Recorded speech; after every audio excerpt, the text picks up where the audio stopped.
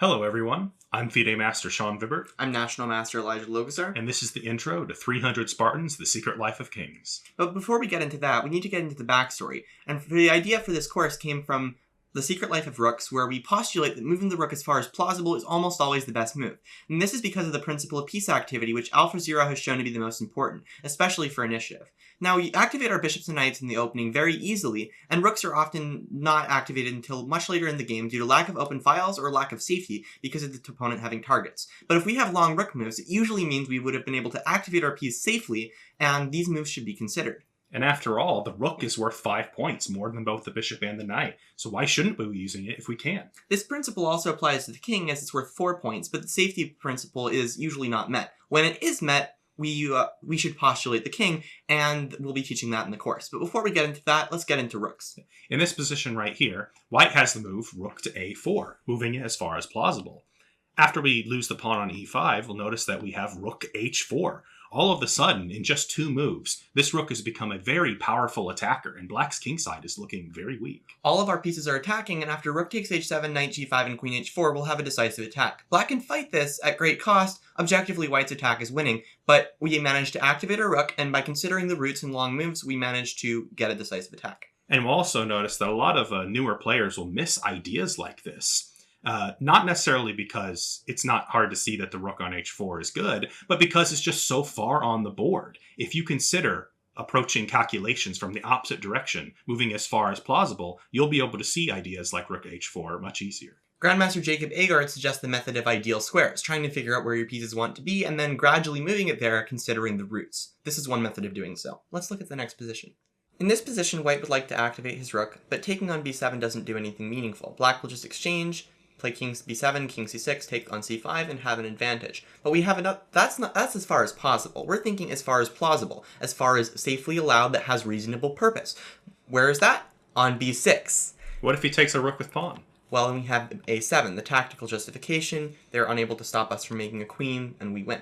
But what if he doesn't take a rook? What's the purpose of rook b6 in the first place? We attack their bishop, but it's also a transition point to d6 or to f6, as well as preparing e6. White would have got the most he could have got out of his rook. So this is actually a tactical postulate with the purpose of a positional improvement. Yes, it's a positional idea with a tactical justification. We've activated our rook, and these long moves need to be seen. We need to consider these moves. We should activate the rook, which is often not active, but also this principle applies to the king when reasonably safe. But kings aren't long-range pieces. What couldn't the opponent do a lot in the meantime? Well, it depends. Let's get to some positions. In this position, our least active piece is the king. Our rooks are already active. We can marginally improve our bishop with bishop b5, but that doesn't really do anything yet because the d3 pawn is defended. So how do we improve our king? And most importantly, do we have time to do that? And is it safe?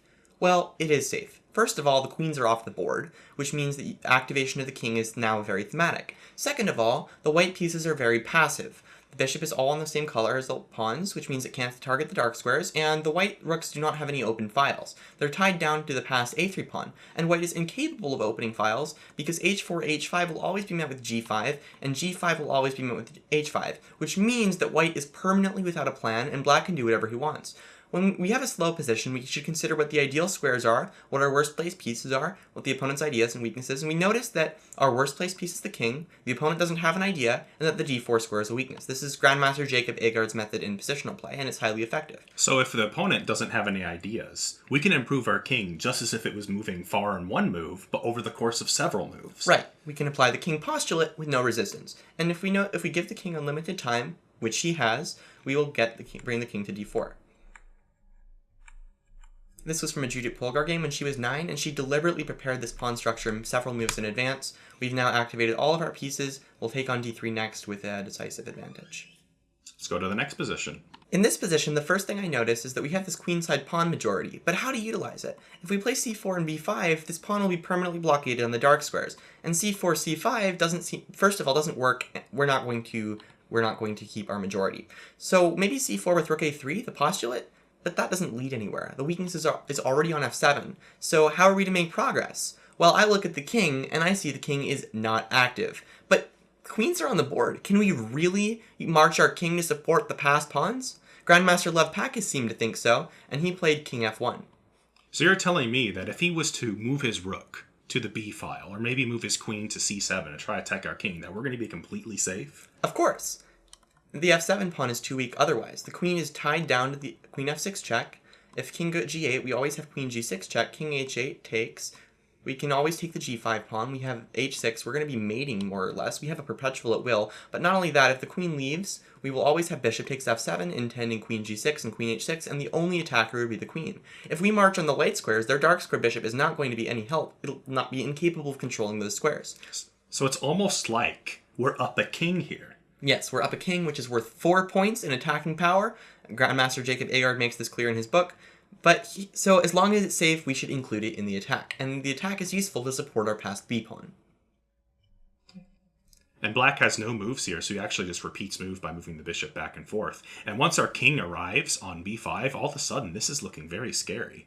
It's looking very scary for white, except if the opponent doesn't have any pieces, he can't attack us. I don't know about you, I think it was looking scary for black, actually. Well, that king looks like an attacking piece. I think so, but a lot of students who haven't yet studied the king postulate may not realize that the danger to the king here is in fact an illusion. After bishop d8, white can sacrifice his queen, and in this endgame, down a piece, white is winning because of his active king. He's going to play b5, b6, win the bishop for the pawn, and then the pawn endgame will be winning because of the active king.